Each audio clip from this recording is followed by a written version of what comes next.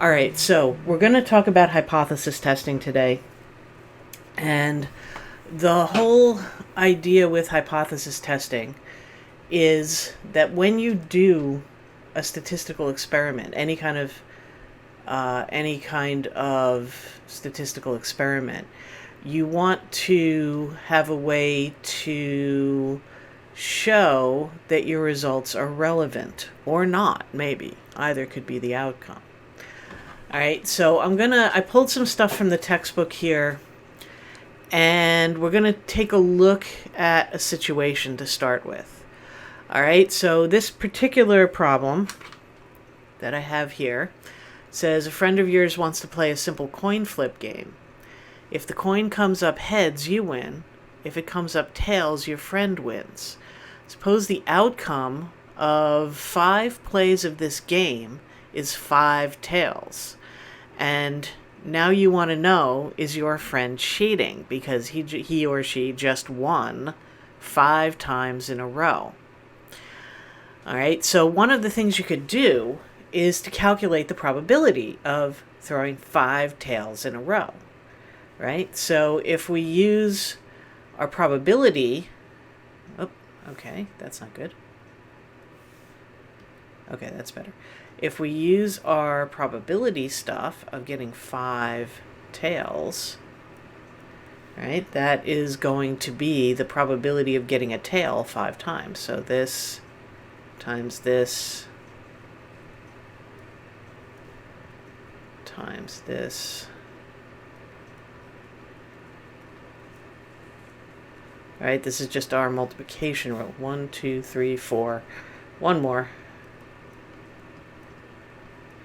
All right, so when you flip a coin, the probability of flipping a tail is 1/2. So this could be 1/2 times 1/2 times 1/2 5 times, which is 1/32. All right, which is approximately 0.03. All right, which is 3%, right? So you could expect 3% of the time that you would flip 5 tails. Now, that percent is not 0. So it's possible that your friend could throw 5 tails in a row. All right? So the question still is your friend cheating? So with a 3% probability that something's going to happen, well, either he's really lucky or he's using a weighted coin where the probability of throwing a tail is more than 1/2. So the question then becomes, how do we make that decision? Is a 3% probability enough to say he's not cheating? Okay. Well, we'll be able to answer that by the end of this chapter, certainly. All right, but before we do that, we need to get into the language of hypothesis testing, because this is a whole new way of thinking about things. So I'm going to pull some stuff up onto the board here. All right, so the first thing we need is a definition of a hypothesis. And this is just a dictionary definition of a hypothesis. Okay, so we're going to refer to a hypothesis as a statement regarding a characteristic of one or more populations. Now, for us, it's going to be one population. The one or more is if you're going into a more advanced statistics class. You would be talking about comparing 2 populations, maybe. All right, so a hypothesis test is a procedure based on sample evidence and probability used to test statements regarding characteristics of one or more populations.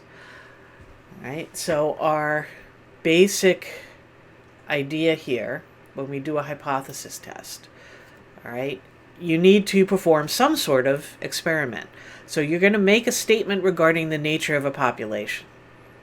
You're going to collect evidence, sample data, to test that statement. And then you're going to analyze the data to assess the plausibility of the statement.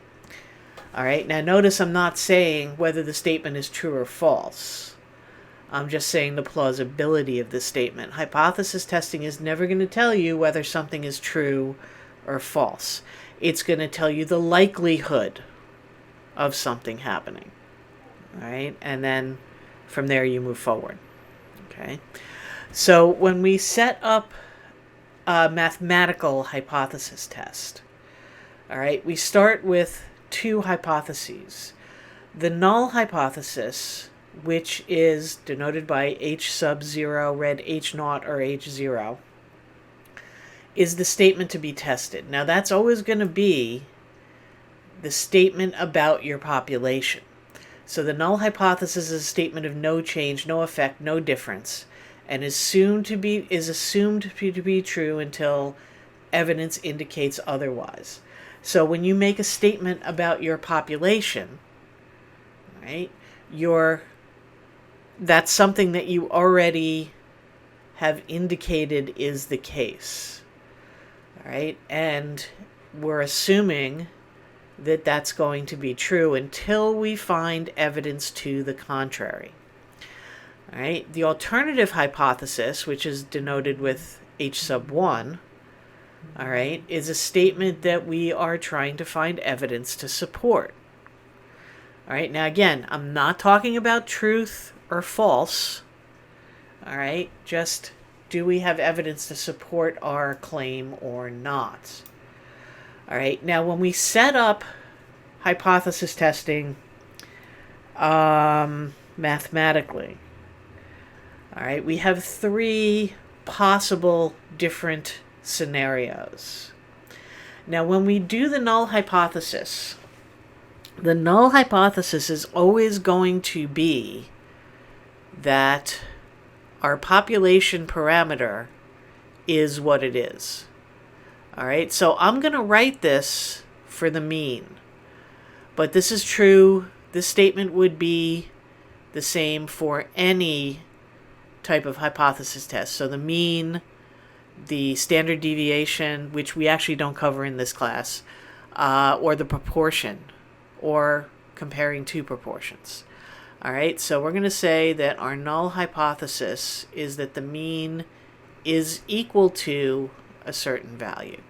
Now again, some textbooks will put either a less than or equal to or a greater than or equal to, depending on what your alternative hypothesis is. We're not going to do that with this textbook. All right, so we are going to go straight with the mean is what it's always been. All right, so our three possibilities for the alternative hypothesis. All right, the first one, H1, is that the mean is less than what we think it is. All right, so we're collecting evidence to try and determine whether the mean has actually dropped. All right, and in the case of this, when we look at this on a normal curve, which we will be doing, all right, a test for the mean, my normal curves are not good today. Okay, would be considered what's called a left-hand test. All right. All right, so if this is the mean, then A would be over here. All right, and this is called a left tail. Oh, hang on a second. I am mixing up my tails. Not literally, just spelling wise. A left tail test. All right. If we're trying to find evidence to show that the alternative hypothesis is going to be that the mean is greater than the value A. All right, then when we set this up,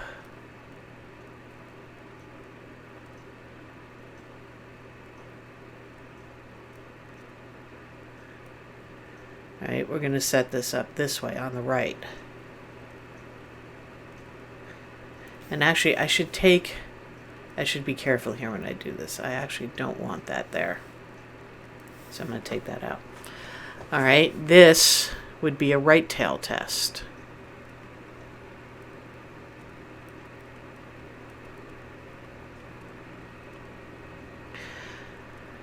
All right, so when you're reading a problem, and we're going to read some problems in a little bit, when you read a problem, you need to be able to distinguish left from right. And then the third possibility is, well, maybe we don't know if it's higher or lower. We just want to know if it's different from.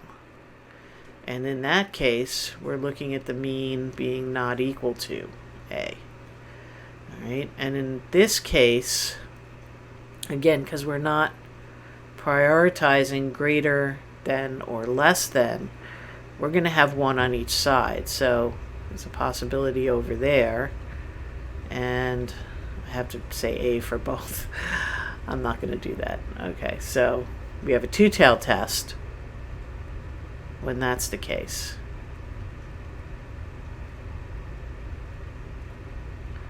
So when you're reading the problem, you want to look for keywords, okay? So you want to look for words like less than, lowered, dropped, right? Anything like that that would indicate that you are lowering the value of the mean. Over here, for a right-tailed test, you want to look for phrases like more than, raised, higher. All right, things like that in the problem. For a two-tailed test, really what you're looking for is the phrase different from.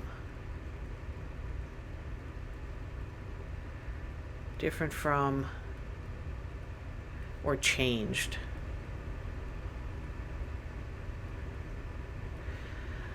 All right, and again, we'll see in a little bit when I read through some problems. All right, what happens. So now let's talk about reading these problems. Okay, so I've got a couple of little scenarios here. All right, so we want to read through these, determine the null and alternative hypothesis, and state whether it's a left test, a right test, or a two-tailed test. All right, so the Medco Pharmaceutical Company has just developed a new antibiotic for children. 2% of the children taking the competing antibiotic experience headaches as a side effect. A researcher for the Food and Drug Administration wishes to know if the percent of children taking the new antibiotic who experience headaches as a side effect is more than 2%. All right, so I am going to key in on this phrase right here, more than 2%. All right, and that's going to help me figure out what my alternative hypothesis is.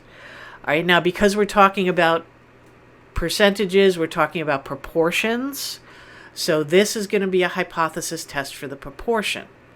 So for A, our null hypothesis is going to be that the population proportion is what the default is, which in this case is 2%, so 0.02. Right? The alternative hypothesis, what are they looking for evidence for? They're looking for evidence that the side effect is more than 2%. So that means down here, we're going to say greater than 2%. All right, so in terms of the tails, greater than is a right tail.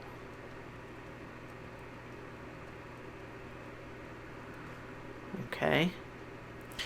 Let's see if we move on to the second one. All right, the second one says the Blue Book price of a used 3-year-old Chevy Corvette ZR1 is $86,012. Grant wonders if the mean price of a used 3-year-old Chevy Corvette ZR1 in the Miami metropolitan area is different from $86,012. So again, you're keying in on this phrase right here, different from. All right, so my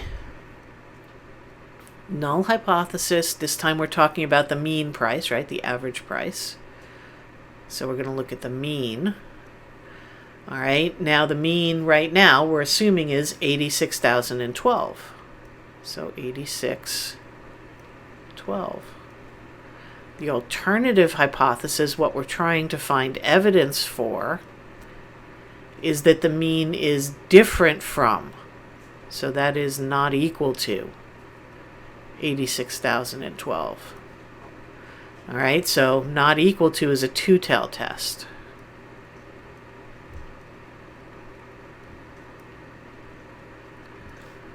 Okay.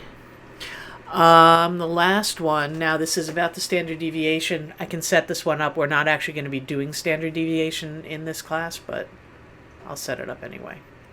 All right, so the standard deviation of the contents in a 64-ounce bottle of detergent using an old filling machine is 0.23 ounces. The manufacturer wants to know if the new filling machine has less variability. Okay, now remember, standard deviation is a measure of variability. So less variability means a lower standard deviation.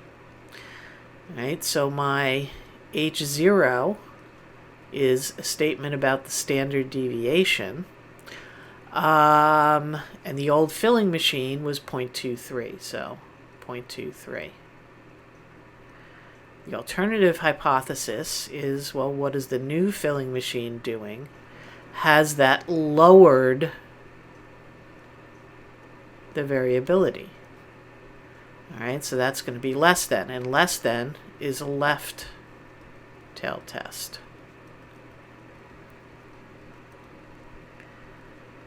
All right, so when you're reading the problems, right, you're going to need to be able to distinguish between these three tests as you're reading. Okay. All right, where am I here? All right, so now let's look at the possible outcomes, right? We've got two hypotheses, right? We've got a null hypothesis and we've got an alternative hypothesis. Now, when we do a hypothesis test, we're going to be making a statement about whether or not our evidence is sufficient to say whether or not we're going to reject the null hypothesis. Okay, now, that in itself is important language to remember here. All right, we're never saying that one is true or one is not, because we don't know that. All right, all we know is that the evidence that we have either supports or doesn't support what we're doing. All right, so there are four possible outcomes when you do a hypothesis test, because our evidence is going to tell us one thing, but something is either true or not. So it's possible that we reject the null hypothesis when the alternative hypothesis is true. In this case, we've made a correct decision. All right, so if the alternative hypothesis is true and we reject the null hypothesis, we're right down here, we've made a correct decision. Okay, if we do not reject the null hypothesis when the null hypothesis is true, all right, the decision would be incorrect, and that is what's called a type 1 error. So that's over here. All right, H1 is actually a true statement, but our evidence says otherwise, and we reject it. All right, so that is a type 1 error. I'm going to underline this one because this one is important. We'll talk about that in a minute. All right, we could reject the null hypothesis when the null hypothesis is... I just said that, didn't I? Oh, I skipped one. Oh, I see what happened. We do not reject the null hypothesis when the null hypothesis is true.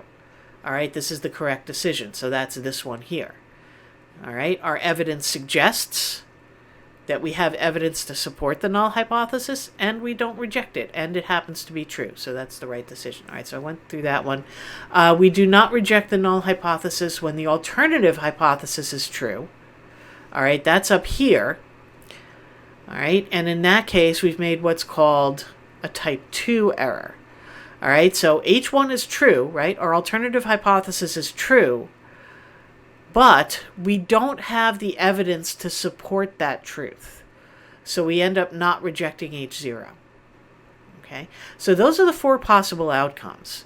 This is the one that we want to concentrate on, because this is the one that can lead to serious errors.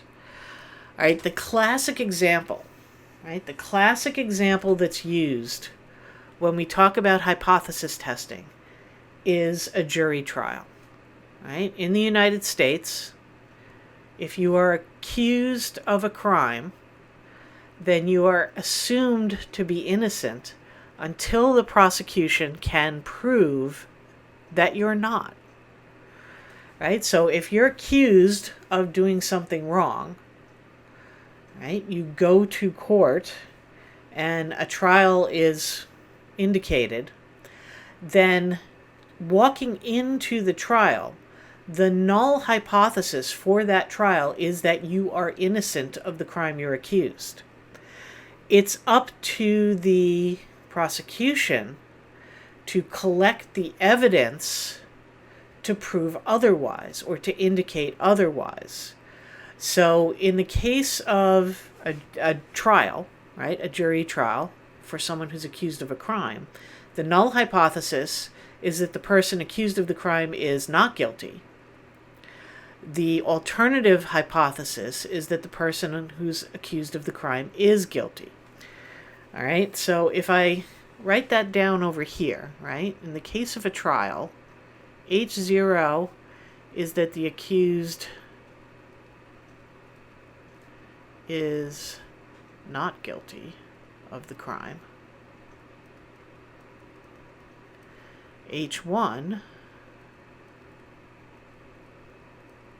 is that the accused is guilty of the crime.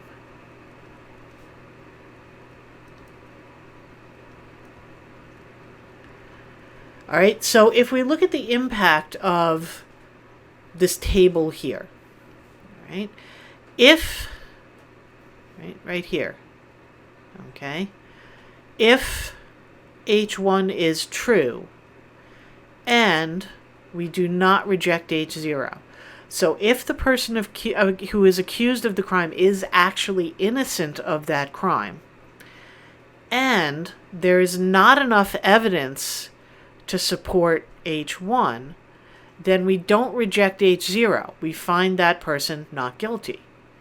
All right, so the innocent person is found not guilty. Down here with this one, all right, if H1 is true and we reject H0, right? So if H1 is true, that means the accused person is guilty.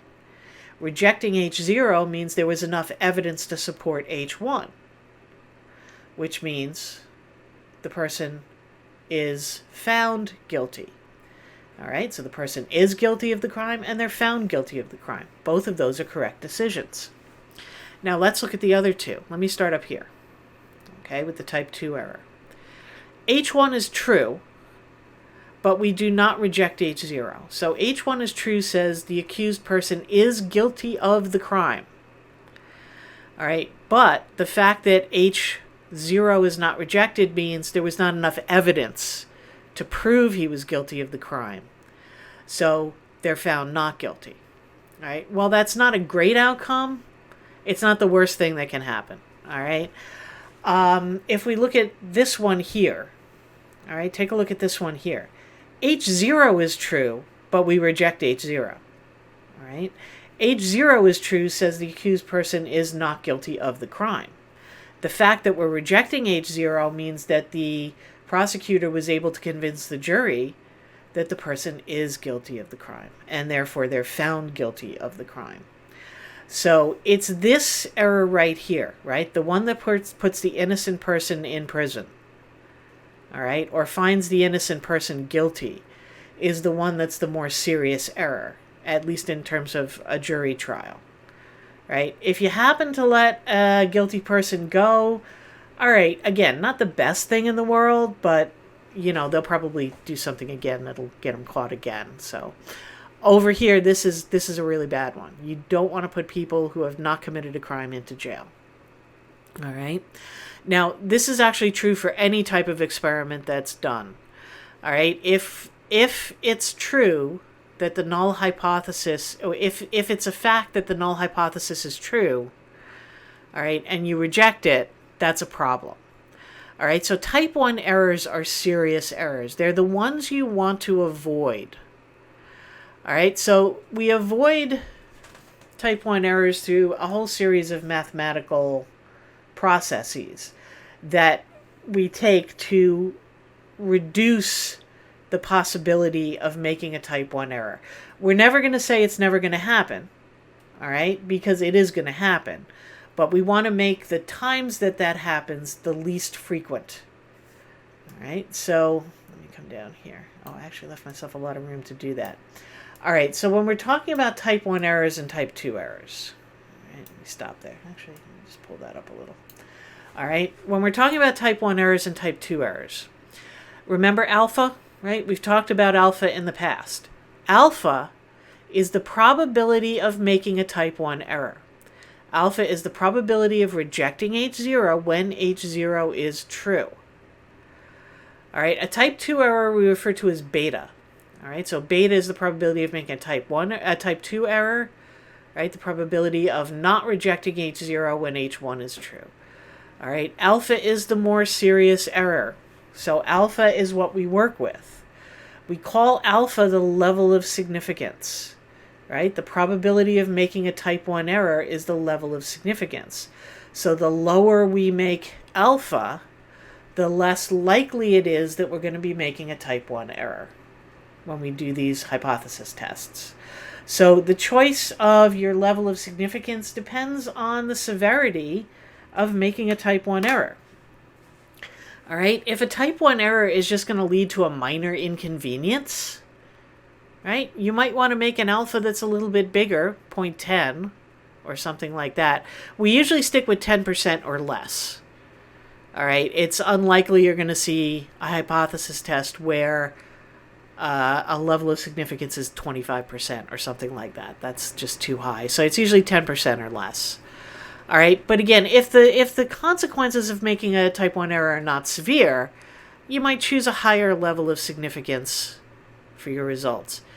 If the level of significance does have severe consequences, say you're doing a medical a drug test, and one of the side effects of the drug could be death, that's fairly serious, right? You're going to have really low level of significance for making a type 1 error.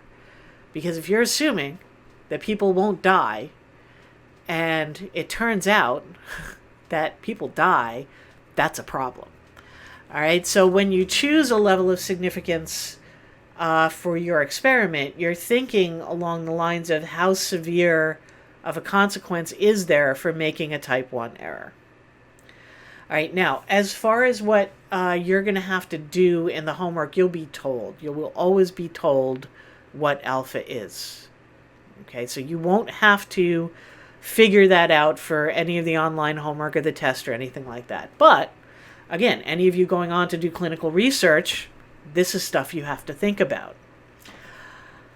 Okay, now, I said before, hypothesis testing comes with kind of its own language. Okay. I need that over here more. It kind of comes with its own language. All right. Once the decision whether or not to reject the null hypothesis is made, the researcher must state his or her conclusion.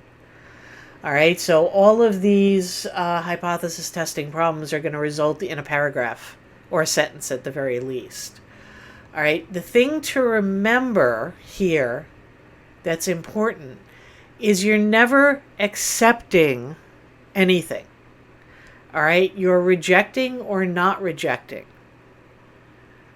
All right? Again, think back to the jury trial, right? The jury's verdict is always if the evidence is not enough to convict a person. They're not saying this person is innocent, indicating that they absolutely did not commit this crime. They're saying they're not guilty. All right, which is a subtle way of saying there's not enough evidence. They did not prove that the person was guilty. All right, so when we state a conclusion for a hypothesis test, we're always stating it in terms of rejecting H0 or not rejecting H0 for the mathematical conclusion. And then if we reject H0, we say there is enough evidence based on our sample to reject the null hypothesis.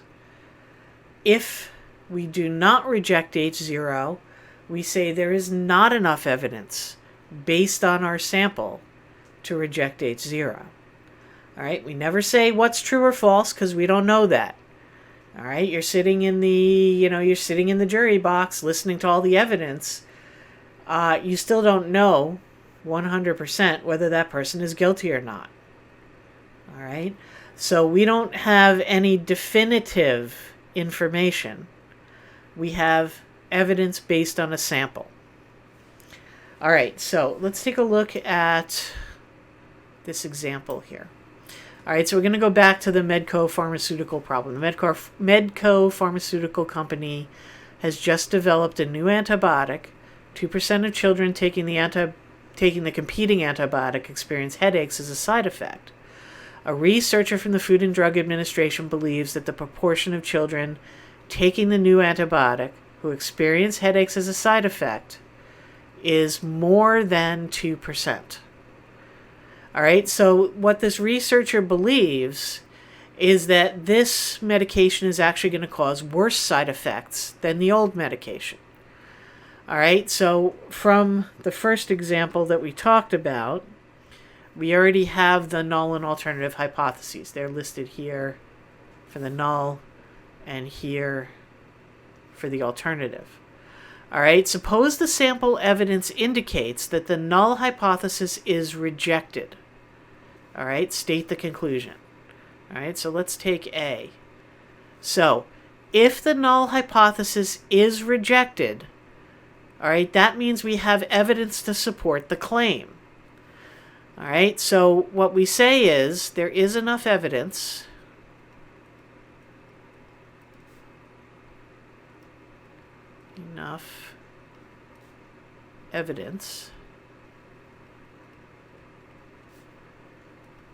to support,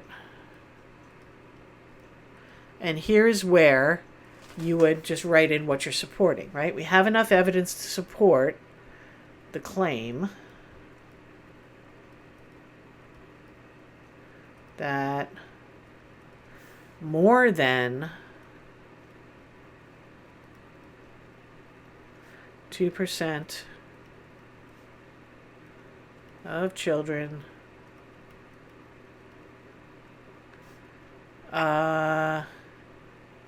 get headaches as a side effect.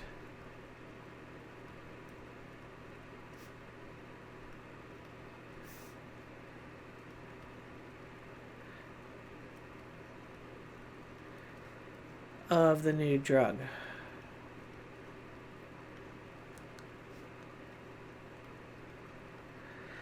All right, so your actual answer to any hypothesis test problem is going to be basically a sentence like this.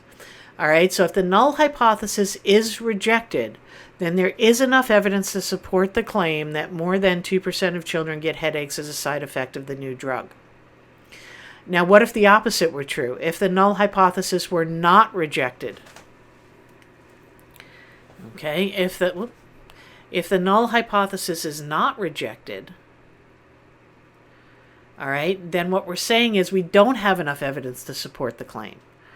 All right, so for this one you would say there is not enough evidence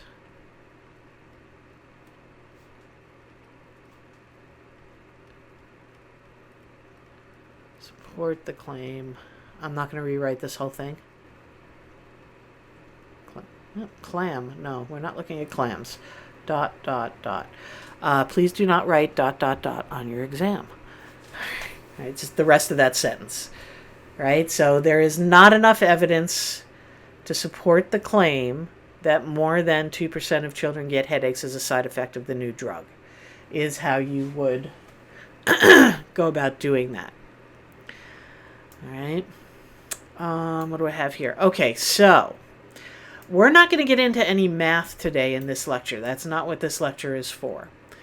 All right. What I want to do in this lecture is get you used to the language that we use for hypothesis testing. Getting a problem set up. Over the next couple of days, we'll go through the mathematical process of actually doing the hypothesis test. All right, so I have a problem here. This is a problem that I took from the book, from the back of the book. All right, and this is actually a pretty good example of something that you would use hypothesis testing for that does not have to do with medical research. All right, a can of soda is labeled as containing 12 fluid ounces. The quality control manager wants to verify that the filling machine is neither overfilling nor underfilling the cans. Now, let's think about this here and why this would be important before I get into the problem. Turns out that the Food and Drug Administration and there's another, I can't think of the other organization that is in charge of this. My brain just went to sleep on that, but whatever it is, will actually penalize a company for consistently underweighing their products.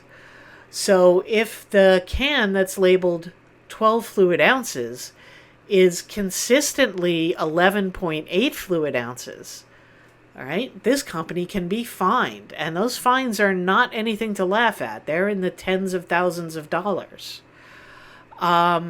If, on the other hand, the cans that are labeled 12 ounces are consistently filling them to 12.2 fluid ounces, then the company is losing money because they're giving away 2.2 ounces of soda for free with every can. All right, so they want to have their quality control be tight, as close to 12 ounces as they can without consistently going under. The other consideration is if the quality control manager determines that the cans are not being filled properly, that would require a shutdown of the plant. That would also involve a loss of income for the company. So this type of hypothesis test, this type of calibration test, all right, as a hypothesis test, is one that has actual consequences. And the consequences on the side of the company are consistently underfilling and being fined, or having to shut down the plant and losing money for however long it takes to recalibrate the machines. All right, so not all hypothesis tests have to do with drug trials. All right, there are plenty of manufacturing and other possibilities there. All right, so let's see here. What do we have to do? Determine the null and alternative hypotheses that would be used to determine if the filling machine is calibrated correctly. All right, so always start with the null hypothesis. All right, so I'm going to put part A here. All right, the null hypothesis is that nothing has changed. All right, and since we're talking about the average amount of soda in the can, we're talking about a hypothesis test for the mean.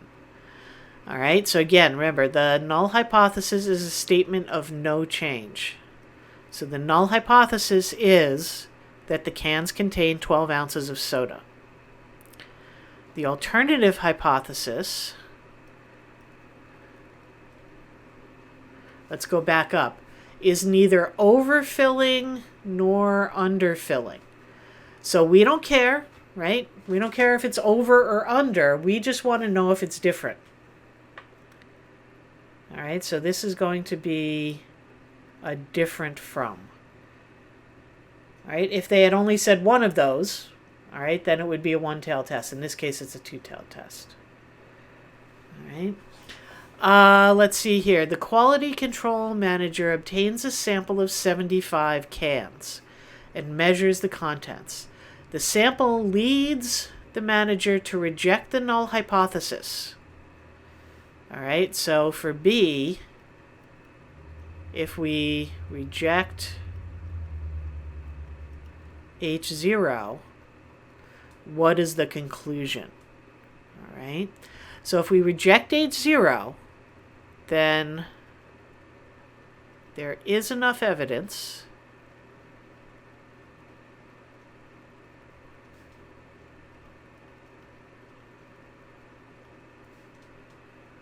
to support the claim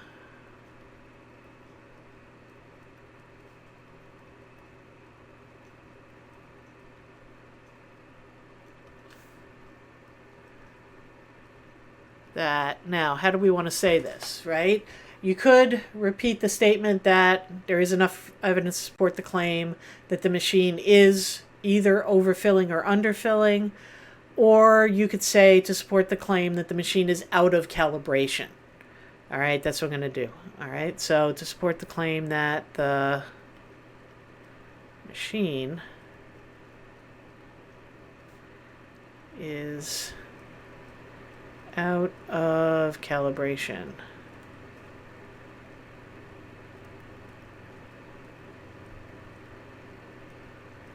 All right, so that would be the conclusion there. Okay.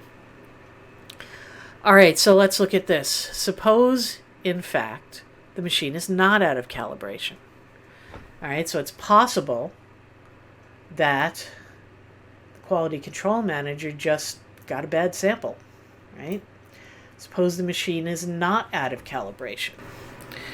All right, so if we take a look at C here, all right, let's look at what this means. If the machine is not out of calibration, that means that H0 is true,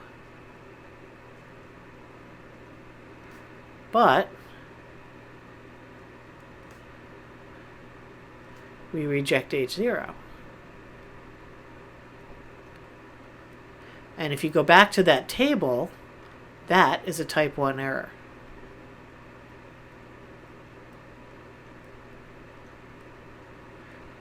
All right, so think about what that means for the company that is making the soda, right?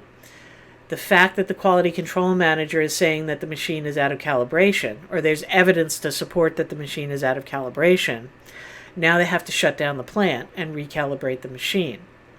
So that is going to result in a loss of income for the company for however long it takes to recalibrate the machine.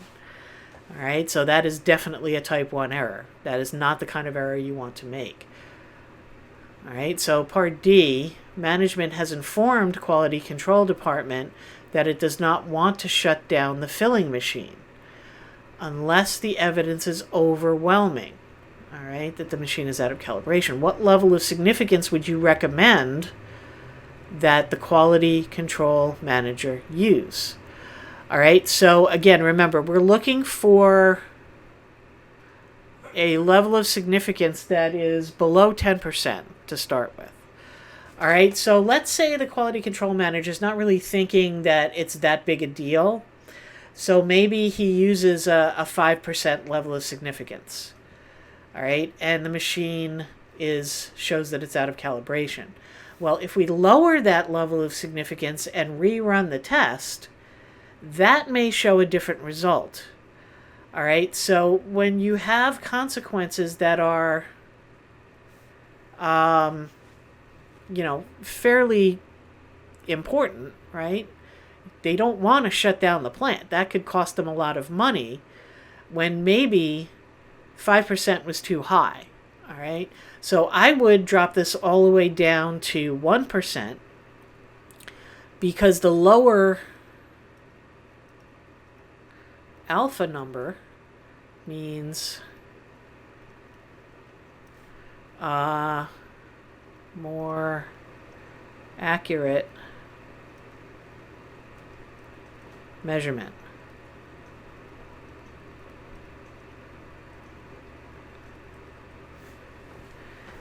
All right. And again, if I'm in management, I want to reduce that possibility of having to shut down the plant as much as possible. Okay.